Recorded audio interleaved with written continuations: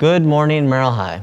Welcome to the weekly student podcast. I'm Ben. This is my partner Ian, and today we have Mr. Potter in as our guest speaker to talk about Winterfest. Morning, Mr. Potter. How are you doing? Good morning. I'm doing well. Thanks for asking me to join you today. Yep. All right. So regarding Winterfest, some students have had some questions we've been talking about for the past week or so. We were just wondering, what date will Winterfest be on? Winterfest will be next week Thursday. I think that's the 11th of March, if I'm remembering correctly. Okay. So and it will be a little different version of our more recent Winterfest. So it'll be part of the day, the morning, we'll be getting through classes in an abbreviated sense, and then we'll eat lunch early, and then we'll have about 3.5 hours of Winterfest activities divided into like a session 1 and a session 2. Okay.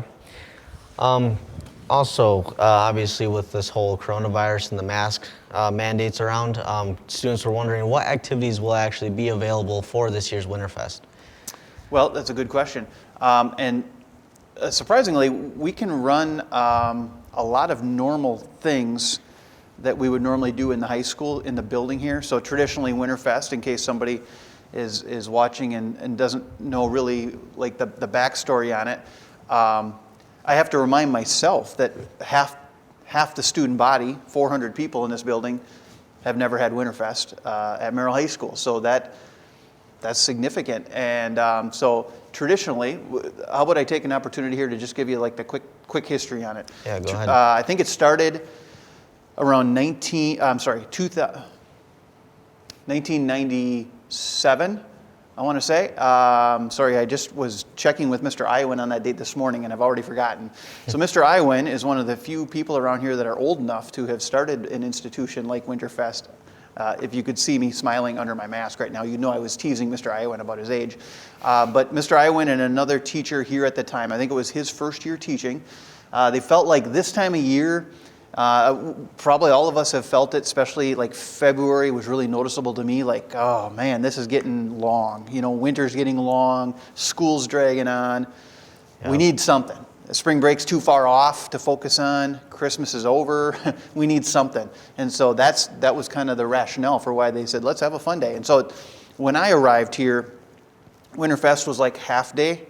And then somewhere along the way, I don't remember when, we transitioned to what you probably remember is most recently, a couple of years ago, we had like a full day of events. So we're going back to the more pure and original Winterfest, where we're going to get some classes in and then do the afternoon section. Now, the things that, the way Winterfest has evolved since Mr. Iwan started it, it was all like homespun activities here at Merrill High School or on campus, whereas more recently we're sending buses to Camp Forest Springs, and a lot of kids going over to the bowling alley and skating and ice fishing, and a lot of off-campus trips, if you will.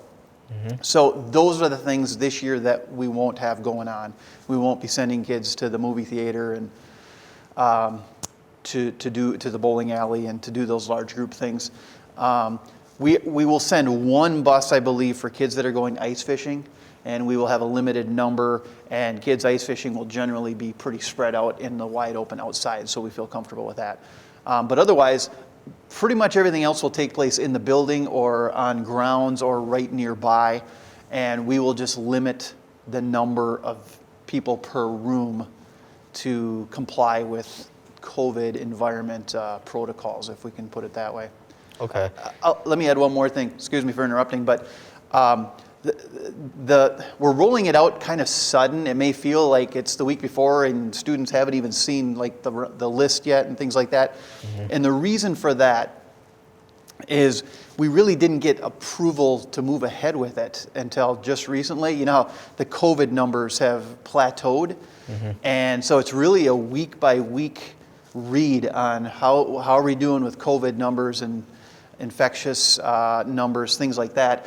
And so we got to a point just, in the last week or so where even though it was discussed, we didn't have a decision like, yep, I think we can do Winterfest until just in the last 10 days. And so we're rolling it out rather quickly. And so that's why it may feel like we're a little behind on getting information out, and we are, but it's because we just got approval. Okay. Yeah, no, that's totally understandable, and that makes a lot of sense. So I think students will be happy to know that we do have information out now. So as far as the activities go, do students need to sign up for that, or so how would they go about doing that? Yeah, so what'll happen is we have a Google sheet, a spreadsheet, and right now, Ms. Jans and I are Ms. Jans and I have been the Winterfest committee, all two of us this year. And so on that spreadsheet, we are filling in what all the teacher-sponsored activities are. Okay, so that's still being done, and we haven't released access to that until we kind of have it set. So as soon as we have it set, we will release two things. We will release edit permissions to all the teachers, so that in advisory, students can then sign up for what they want. We'll probably also release view-only permission to that same spreadsheet to all students, so you can actually go in and see all the events or activities. You can even see who's signed up in the activities most likely. And I'm saying this without having confirmed that we're going to do that with Ms. Jans yet, but it would seem logical. That way you can see, students can see. But you'll have to go through your advisor, which we'll do next week on Tuesday probably, because students don't have school Monday. We'll probably do that on Tuesday, and as you can tell, we aren't even totally set on how this is going to roll out yet, but something like that.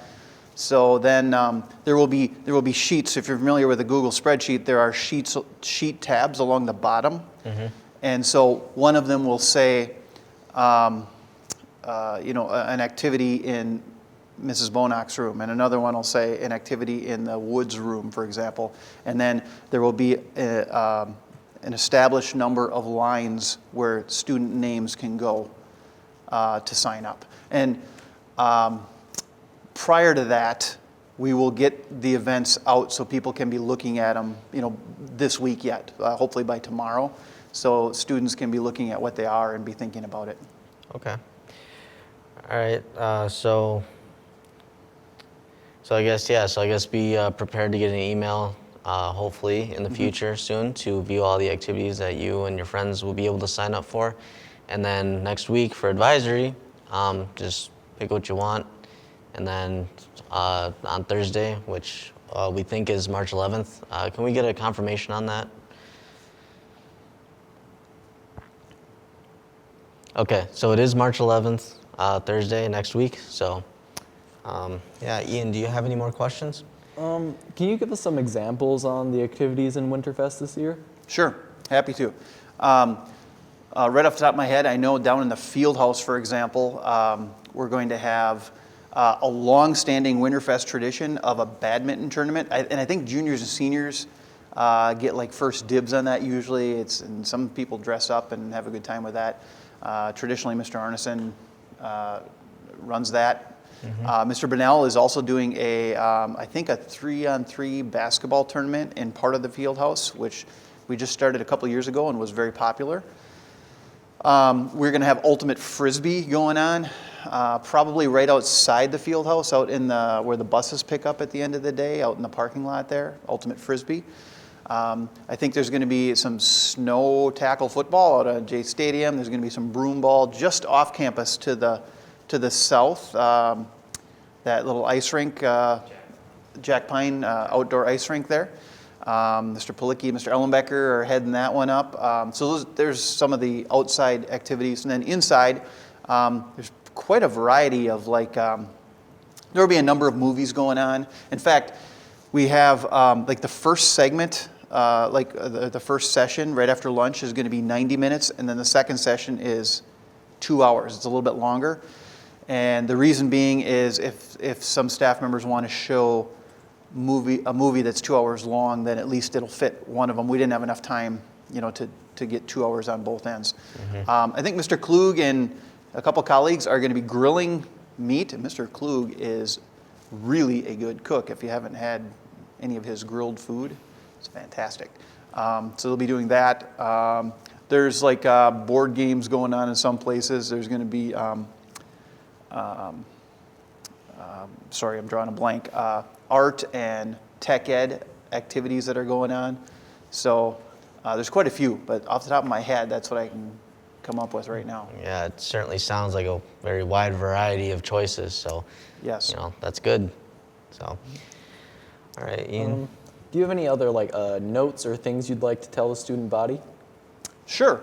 One thing that's on my mind a little bit whenever we roll around to Winterfest is the nature of it is that the staff puts it on to give students a little relaxing down fun time in school.